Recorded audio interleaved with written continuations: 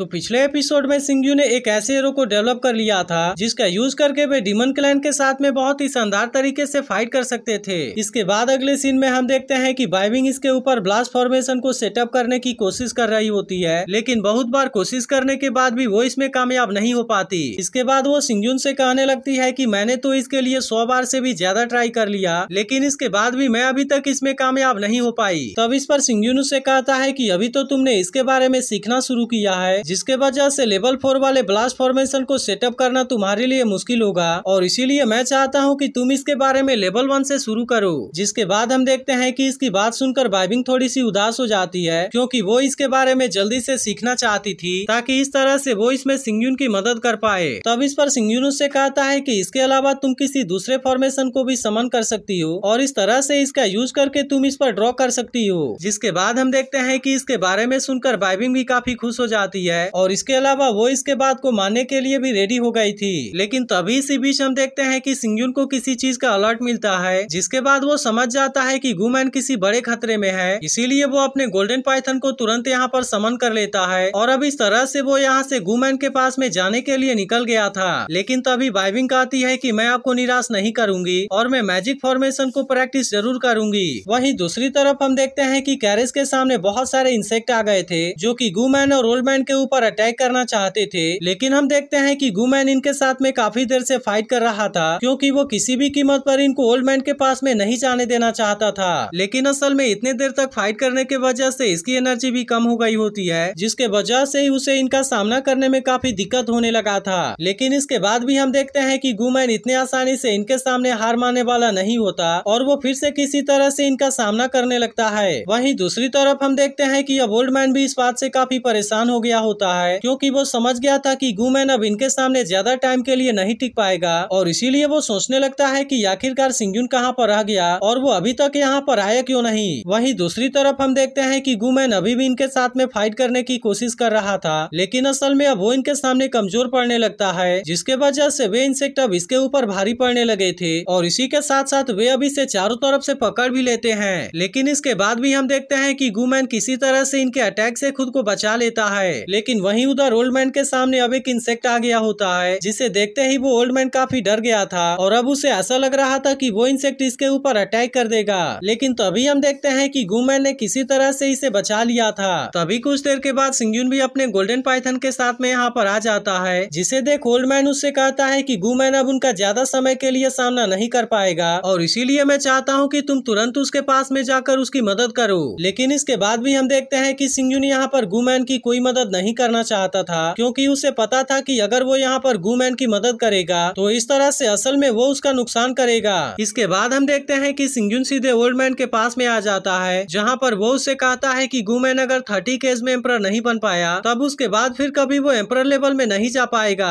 लेकिन असल में उसने सीमा चेंगटियान को हराकर एम्परर लेवल वाले ताकत को अचीव कर लिया है और अब उसे एम्परर लेवल में जाने के लिए केवल विल पावर की जरूरत है। लेकिन असल में उसे प्रैक्टिस करने के लिए यही उसके लिए बेस्ट टाइम है, क्योंकि गुमैन इस वक्त लाइफ एंड डेथ के बीच में खड़ा होता है और केवल ऐसे ही सिचुएशन में वो अपने विल पावर को अचीव कर पाएगा। तभी इसी बीच हम देखते हैं कि इंसेक्ट फिर से गुमैन के ऊपर अटैक करने लगते हैं, लेकिन इसके बाद भी वो इनके सामने ऐसे ही हार नहीं मानना चाहता था और वो फिर से अपने बचे हुए ताकत का यूज करके इनके साथ में फाइट करता है। लेकिन असल में अब इसके वजह से इसकी हालत भी काफी खराब हो गई थी और ऐसा लग रहा था कि अब वो इनका सामना नहीं कर पाएगा। इसके बाद गुमैन भी कहने लगता है कि क्या सच में आज मैं यहीं पर मरने वाला हूँ। वहीं यह देख सिंगयून कहने लगता है कि गुमैन को अपना टाइम वेस्ट नहीं करना चाहिए, क्योंकि असल में वो ऐसे कंडीशन में बहुत ही परफेक्ट है और इसीलिए मुझे लगता है कि उसका फ्यूचर भी परफेक्ट होगा। लेकिन अब इसी के साथ हम देखते हैं कि सिंगयून ने इसके असली विल पावर को बाहर लाने का डिसाइड कर लिया था और तभी अचानक से हम देखते हैं कि एक बड़ा सा इंसेक्ट इनके कैरिस के ऊपर अटैक कर देता है और अब इस तरह से इसमें ओल्डमैन जख्मी हो गया था। लेकिन अब उसे ऐसे कंडीशन में देखते ही गुमैन को सिंगयून की बात याद आने लगती है, जहाँ पर उसने सिंगयून से प्रॉमिस किया था कि वो ओल्डमैन को कुछ भी नहीं होने देगा। तभी इसी बीच हम देखते हैं कि वो जायंट इंसेक्ट अब ओल्डमैन को पकड़ भी लेता है, लेकिन अब इसे देखते ही गुमैन भी इस बात से काफी परेशान हो जाता है, क्योंकि वो किसी भी कीमत पर सिंगयून के साथ में किए गए प्रॉमिस को नहीं तोड़ना चाहता था और अब इसीलिए वो अपने बचे हुए पावर का यूज करके किसी तरह से ओल्डमैन को बचाने लगता है। लेकिन अब इसी के साथ हम देखते हैं कि यहाँ पर और भी बहुत सारे इंसेक्ट आने लगे थे, जिसके वजह से गुमैन की परेशानी बढ़ने वाली होती है। लेकिन इसके बाद भी हम देखते हैं कि उसने किसी तरह से इनको दूर कर दिया था और फिर इस तरह से वो अपने पावर का यूज करके इनको डिस्ट्रॉय भी कर देता है। अब इस तरह से हम देखते हैं कि गूमैन ने यहाँ के सभी इंसेक्ट को मार दिया था, जिसके बाद वो कहने लगता है कि मैंने किसी तरह से ओल्ड मैन को बचा लिया और इस तरह से मैंने अपने बॉस के साथ में भी किए गए प्रॉमिस को बचा लिया है। लेकिन अब इसी के साथ हम देखते हैं कि वो यहाँ पर बेहोश हो जाता है, जिसे देखते ही वो ओल्ड मैन तुरंत इसके पास में आ जाता है। लेकिन फिर हमें पता चलता है कि यह तो असल में सिंगजुन होता है। जिसके बाद वो ओल्ड मैन सिंगजुन से कहने लगता है कि आखिरकार तुम गूमैन को समझते क्या हो, क्योंकि तुमने तो इसके लिए अपने इतने कीमती कैरेज को भी डिस्ट्रॉय कर दिया और इसके अलावा तुमने तो इसके असली विल पावर को बाहर लाने के लिए अपने लाइफ को भी इतने बड़े खतरे में डाल दिया था। लेकिन अब इसी के साथ हम देखते हैं कि वो ओल्ड मैन सिंगजुन से काफी इम्प्रेस हो गया होता है, क्योंकि आज तक उसने इसके जैसा कोई भी आदमी नहीं देखा था। इसके बाद वो कहने लगता है कि मेरे हिसाब से भी गूमैन बिल्कुल परफेक्ट है और इसीलिए क्या तुम्हें इसके बारे में चिंता नहीं है कि अगर किसी दिन वो बहुत ज्यादा पावरफुल बन गया तो फिर उसके बाद वो तुम्हें धोखा दे देगा। तब इसकी बात सुनकर सिंगजुन कहता है कि गूमैन के लिए मेरी अब रिस्पेक्ट बढ़ गई है, क्योंकि इसने केवल मेरे छोटे से प्रॉमिस के लिए अपने जान को भी जोखिम में डाल दिया और इसीलिए अगर वो किसी दिन मुझे धोखा भी दे देगा तब उसके बाद भी मुझे इसके बारे में कोई चिंता नहीं है और इसके अलावा मैं गूमैन को इसके लिए ब्लेम भी नहीं करूंगा। जिसके बाद हम देखते हैं कि अब इस पर ओल्ड मैन भी कुछ नहीं बोल पाता। लेकिन तभी सिंगजुन गूमैन से कहता है कि तुमने एम्परर लेवल के